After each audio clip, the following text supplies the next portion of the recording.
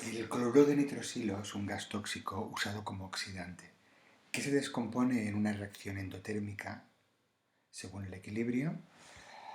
2 moles de cloruro de nitrosilo se descomponen para dar 2 moles de monóxido de nitrógeno y 1 mol de cloro.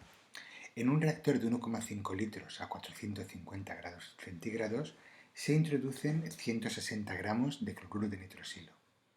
Al establecerse el equilibrio, se observa que el grado de disociación es del 30%. Apartado A. Calcula el valor de K sub P y de K sub C. Apartado B. Explica razonadamente el efecto sobre el grado de disociación que tendrá un aumento de temperatura y un aumento de presión. Vamos a verlo. Bueno, tenemos la reacción de equilibrio del cloruro de nitrosilo y nos han dicho que en un recipiente de 1,5 litros se introducen 160 gramos de cloruro de nitrosilo. Y cuando la temperatura es 450 grados, es decir, 723 Kelvin, el cloruro se ha disociado en un 30%. Vale, vamos a hacer el equilibrio y para ello necesitamos las concentraciones, porque tenemos datos de masa y de volumen. Y para ello calculamos el número de moles. El número de moles es el número de gramos partido el peso molecular. El peso molecular del cloruro de nitrosilo es 65,5, con lo que tendríamos 160 gramos partido 65,5, 2,443 moles. Si elaboramos la tabla, tenemos concentraciones iniciales. Del reactivo, 2,443 moles. Y de monóxido de nitrógeno y de cloro, nada. ¿Esto cómo reacciona? 2 para dar 2 y 1. Es decir, como la reacción no tiene lugar en su totalidad, 2x para dar 2x y x. 2x, 2x y x. ¿Qué me quedará en el equilibrio? Pues lo que teníamos menos lo que ha reaccionado, lo que teníamos más lo que se ha formado. Vale. Nos interesa saber el valor de x porque no podemos calcularlo de otra forma, ya que no tenemos la constante, que es lo que nos piden. Como esto se ha disociado el 30%, significa que del número de moles iniciales han reaccionado el 30%, es decir, lo que ha reaccionado partido del número de moles iniciales es el 30%. Como esto lo expresamos en tanto por 1, 0,3. ¿Vale? De esta cantidad ha reaccionado 2x. Bien, entonces, de aquí despejamos 2x, sería 0,3 alfa en tanto por 1 por n, los moles que teníamos, 2,443. Eso nos resultan 0,7329 moles. Eso es lo que vale 2x. X sería la mitad.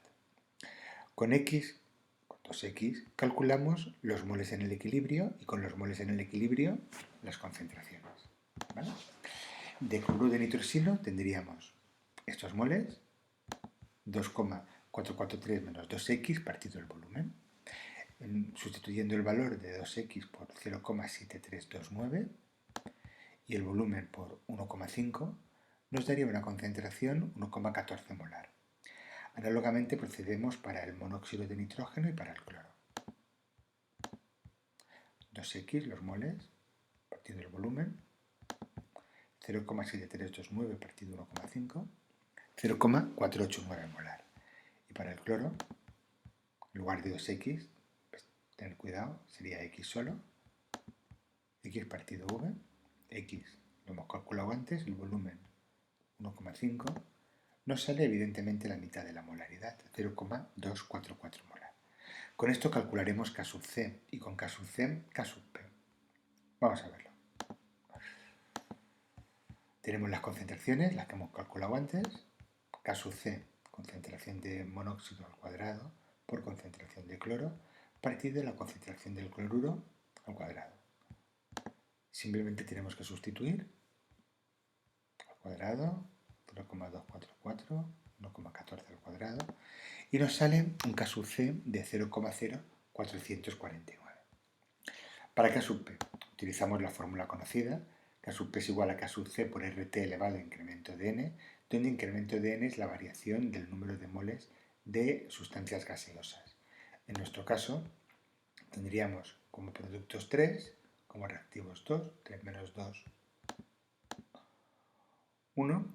Sustituimos en la fórmula, tranquilamente, incremento de N es 1, K sub C 0,0449, R, la constante de los gases, y la temperatura, la que hemos dicho antes, 723 Kelvin, lo que nos da un K sub P de 2,66. B. Ahora quedaba un problema, un apartado de aplicar el principio de Le Chatelier.